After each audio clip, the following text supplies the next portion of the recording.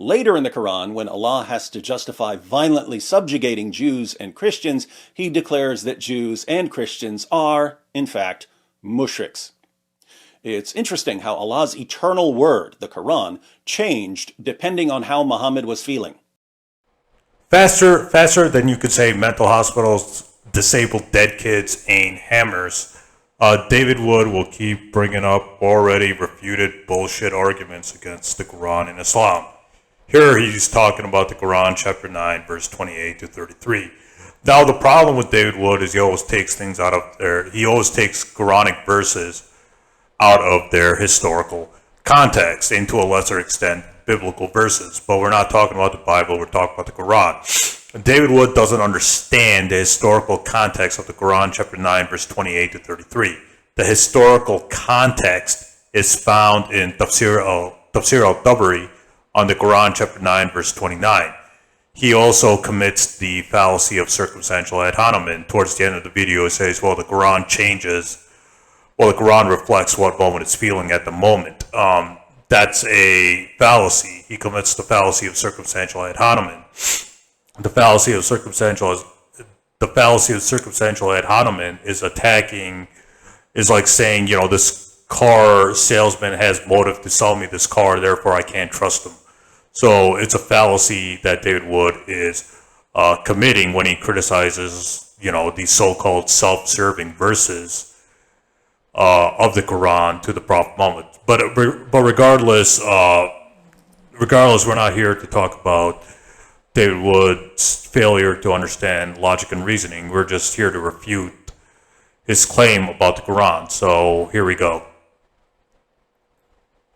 The historical context of the Quran, chapter 9, is that the Romans were going to attack the Muslims in Arabia first. And the Quran, chapter 9, verse 28 to 33 was revealed, or the Quran, chapter 9, verse 29 in specific was revealed as a self-defensive verse. And also the Quran, chapter 9, verse 28 to 33 was revealed to show the transgressions certain Jews and Christians at the time were guilty of. So the references are Ibn Sa'd, volume 2, 203, pages 203 to 204, Tafsir al-Tabari, volume 14, pages 469 to 475, Sahih Muslim, book 37, hadith 6670, Tirmidhi, volume 5, book 44, hadith 3318, etc. So if you read these Muslim sources or these Islamic sources, they explain the Quran's, or they explain the historical context of the Quran chapter 9. Why the Quran chapter 9 was revealed was because of the transgressions or the aggression, the offensive warfare the Christians were or the Romans were waging against the Muslims. And of course the Romans were Christians during the time of early Islam. Same thing with the Jews. The Jews and Christians were guilty of transgressions. The Jews and Christians were guilty of, listening to their rabbis and their monks, and instead of following their Bible. So there's a historical context behind the Quran chapter 9. It is not a command to violently attack Jews and Christians just because they're Jews and Christians. There's a historical context behind that, which David Wood fails to, or just didn't mention in that video. There was a historical context where the Romans were going to attack the Muslims first. That's why the Quran chapter 9, verse 29 was revealed as a self-defensive measure and not as an offensive measure, as the historical context explains.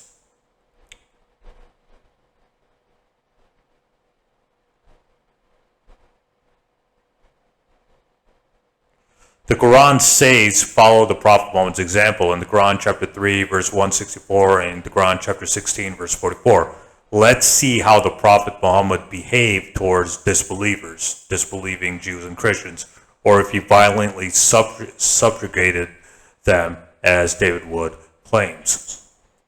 So Ibn Qayyim said the Prophet Muhammad never forced the religion upon anybody, but rather he only fought those who waged war against him and fought him first. As for those who made peace with him or conducted a truce or a peace treaty, then he never fought them and he never compelled them to enter his religion.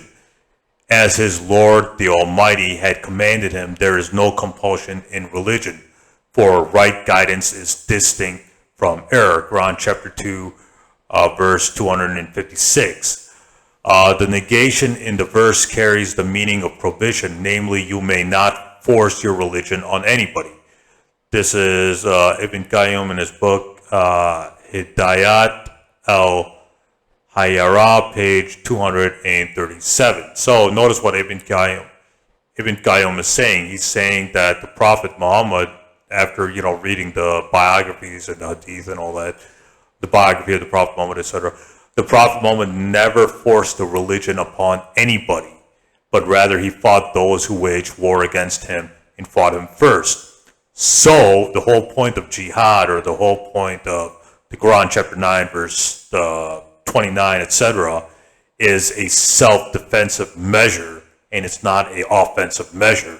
In Islam, if someone fights you, you can fight back to, have some form of self-defense. I think, it's not like in Christianity where you turn the other cheek. Islam allows self-defense. Islam allows protecting yourself and your family and your tribe or your people, etc. So notice what it says, but rather he only fought those who waged war against him and fought him first. So the Quran is not saying, fight Jews and Christians because they're Jews and Christians. The Quran is saying, protect yourself from the aggressive and offensive Christians who are going to violently attack you first. You see, so it's the Quran chapter 9 is a self-defensive, or the Quran chapter 9 was revealed as a self-defensive measure and not an offensive measure, as you've seen in the historical context and what Ibn Qayyim, a classical Muslim scholar, concludes after reading the hadith and the biography of the Prophet Muhammad in the Quran in its historical context. But anyways, the conclusion here is that David Wood is being the drama queen. David Wood, being the drama queen that he is wrong. He's wrong about the historical context of the Quran chapter 9, and he's wrong about the Quran's commandment. The Quran doesn't command violent subrogation or violent offensive measures against the Jews and Christians, or offensive warfare. So, there's a myth that not just David Wood, but other Christian apologists say that, well, the Quran declares war on people who have the wrong beliefs, nor don't believe in Islam and believe in other religions like Judaism, Christianity, etc. That is false. The Quran is commanding self-defensive war against those who do offensive war. So that's the whole historical context behind jihad in the Quran chapter 9, etc., etc. The Quran chapter 9 was revealed as a self-defensive measure and not as a offensive measure. So stay tuned. More videos coming up debunking everybody's favorite psychopath.